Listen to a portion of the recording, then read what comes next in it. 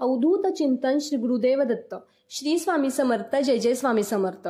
नमस्कार. तुमच्या सर्वांचं आपल्या चॅनलवरती म्हणजेच जीवनकथा या चॅनलवरती खूप खूप मनापासून स्वागत आहे. आणि मी अपेक्षा करते की तुम्ही सर्वजण आनंदी असाल, खुश असाल, सुखात समाधानात असाल आणि आजच्या दिवशीही तुम्ही आनंदी राहाल, सुखी राहाल अशी स्वामी समर्थांच्या चरणी मी प्रार्थना करते. आणि तुम्हा सर्वांना दीपावलीच्या आणि नरक चतुर्थीच्या खूप खूप मनापासून शुभेच्छा. तर आज आपण ह्या व्हिडिओमध्ये जाणून घेणार आहोत त्या 5 कथा ज्यांनी नरक चतुर्थीचा अर्थ, तिचं आध्यात्मिक महत्व आणि आपल्या जीवनातील अंधारावर विजय याची खरी व्याख्या सांगितलेली आहे. तर अशा 5 कथा आज आपण ह्या व्हिडिओमध्ये बघणार आहोत. तर दिवाळीचा काळ म्हणजे काय असतो, तर हा असतो प्रकाशाचा उत्सव.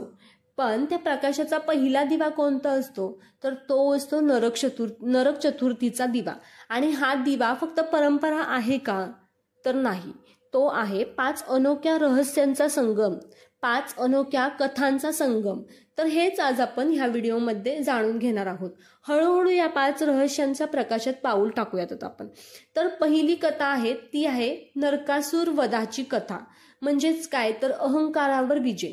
आता नरकासूर हा राक्षस अत्यंत बलवान आणि अभिमानी होता. त्याने 16,000 देवकन्यांना कैद करून ठेवलं होतं आणि स्वर्गावरती त्याने कब्जा करण्याचा प्रयत्न केला आणि स्वतःला अमर समजत होता. त्याने स्वतःला अमर समजलं. त्यावेळी काय झालं, भगवान श्रीकृष्ण आणि सत्यभामेने युद्ध केलं होतं आणि सत्यभामेच्या बाणाने नरकासूरचा वध झाला. त्यावेळी आकाशात प्रकाश झाला आणि लोकांनी दिवे लावून तो आनंद व्यक्त केला. पण ही कथा आपल्याला सांगते की नरकासूर बाहेरचा राक्षस आहे का, तर नाही. तो आपल्या मनातला अहंकार आहे, जो म्हणतो मीच मोठा आणि मीच श्रेष्ठ. आणि जेव्हा आपण नम्रतेने जगायला शिकतो तेव्हाच आपण आपल्या नरकासूरला मारू शकतो. तर ह्या कथेतून आपल्याला काय संदेश भेटतो, तर अहंकाराचा वध म्हणजेच नरक चतुर्थीचं खरं पूजन आहे. म्हणजे अहंकार, आपल्या मनामध्ये जो काही अहंकार आहे किंवा आपल्या मनामध्ये जो काही मत्सर आहे, राग आहे, लोभ आहे, तो त्याचा वध करणं म्हणजेच नरक चतुर्थीचं खरं पूजन आहे. नरक चतुर्थीचा पहिला दिवा आहे. तर यातून आपल्याला हाच संदेश भेटतो की अहंकाराचा वध आपण नरक चतुर्थीला केला पाहिजे. आता दुसरी कथा आहे ती म्हणजे यमदीप दानाची कथा. म्हणजे काय, तर मृत्यूचं स्मरण आणि जीवनाचं मूल्य. पूर्वी एक राजाची कथा आहे ही. राजा त्याचं आयुष्य भरभराटीत जगला, पण मृत्यू जवळ आला तेव्हा यमराज त्याला घेण्यासाठी आले.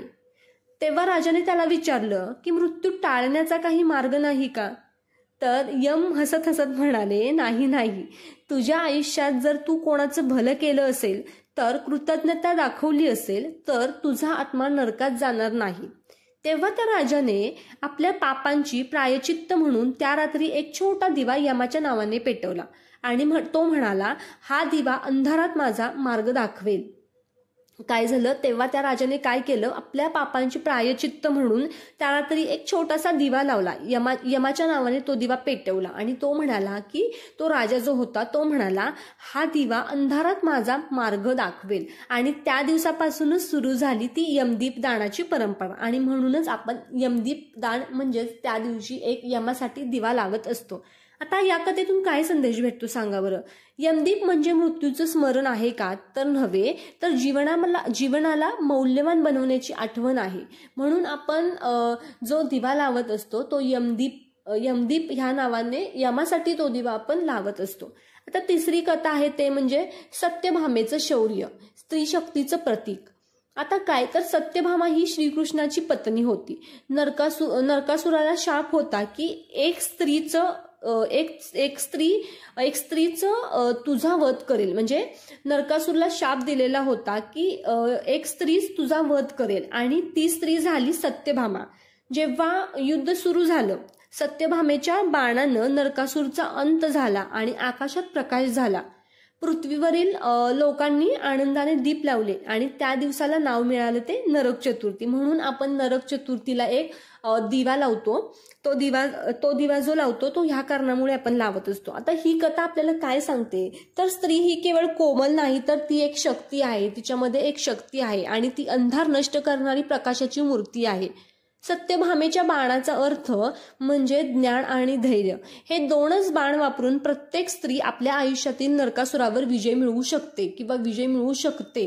ओके, तर ह्यातून आपल्याला काय संदेश भेटतो, या कथेतून आपल्याला हा संदेश भेटतो की नरक चतुर्थी ही स्त्री शक्तीचा सन्मान करणारी दिवाळी आहे. नरक चतुर्थी ही स्त्री शक्तीचा सन्मान करणारी दिवाळी आहे. तर स्त्री शक्तीचा आपण नरक चतुर्थीला सन्मान केला पाहिजे.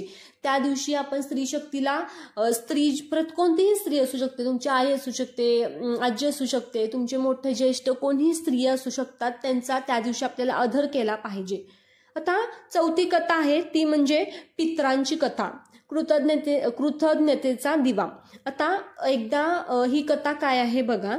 एकदा एका ब्राह्मणाने आपली कर्तव्य विसरली, त्याने पित्रांचं स्मरण केलं नाही आणि मृत्यूनंतर त्याचा जो आत्मा आहे तो अंधारात भटकत राहिला.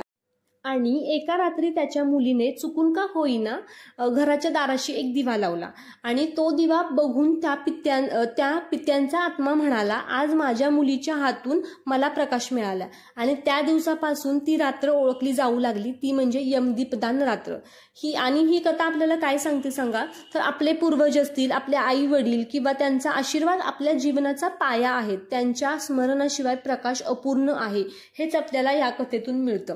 तर संदेश काय भेटतो बघा. नरक चतुर्थीला लावलेला एक दिवा म्हणजे पित्रांप्रती कृतज्ञतेचा प्रकाश आहे. म्हणजे आपण नरक चतुर्थीला जो दिवा लावतो ना, तो दिवा म्हणजे पित्रांप्रती कृतज्ञतेचा प्रकाश आहे. जर आपण हा दिवा लावला आणि एखाद्या म्हणजे आपले जे पूर्वज असतात त्यांची इच्छा राहिली असेल तर ती इच्छा पूर्ण होते, त्यांना प्रकाश मिळतो. आणि ह्यातून हीच आपल्याला शिकवण भेटते की नरक चतुर्थीला लावलेला एक दिवा म्हणजे पित्रांप्रती कृतज्ञतेचा प्रकाश आहे. आता पाचवी कथा काय आहे, तर स्वामी समर्थ आणि भक्तांचा अनुभव म्हणजे आपल्या नरकावर विजय. आता पाचवा आणि सर्वात गूढ रहस्य म्हणजे काय, तर स्वामी समर्थांचा एक भक्त, नाव होतं त्याचं गणूभाऊ. त्याचं नाव काय होतं, तर गणूभाऊ. गणूभाऊ नेहमी म्हणायचा की माझं आयुष्य अंधारात गेलं, देव मला प्रकाश दे. एकदा नरक चतुर्थीच्या दिवशी तो आनंदाने मंदिरात गेला, पण मनात त्रास, राग, मत्सर सगळं होतं.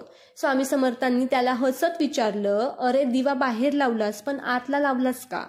तू दिवा तर बाहेर लावलेला आहेस, पण आतल्या दिव्याचं काय, तू आतमध्ये दिवा लावलास का? गणूभाऊ म्हणाला, महाराज आतला दिवा म्हणजे काय असतं आता? तर स्वामी समर्थ म्हणाले, जो दिवा मनातला राग, लोभ आणि मत्सराला जाळून टाकतो तोच आतला दिवा आहे. आणि तू आतला दिवा लावलास का? तर त्या गणूभाऊला तो आतला दिवा म्हणजे काय हेच माहित नव्हतं.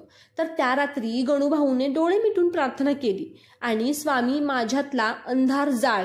आणि त्या क्षणी त्यांच्या डोळ्यात अश्रू आले, मन शांत झालं आणि तो म्हणाला, आज मी माझ्या नरकातून मुक्त झालो. काय म्हणाला तो, आज मी माझ्या नरकातून मुक्त झालो. मग ह्यातून आपल्याला संदेश काय भेटतो, तर नरक चतुर्थी म्हणजे बाहेरचा दिवा नाही, तर आतल्या आत्म्याचा प्रकाश जागवण्याचा क्षण आहे.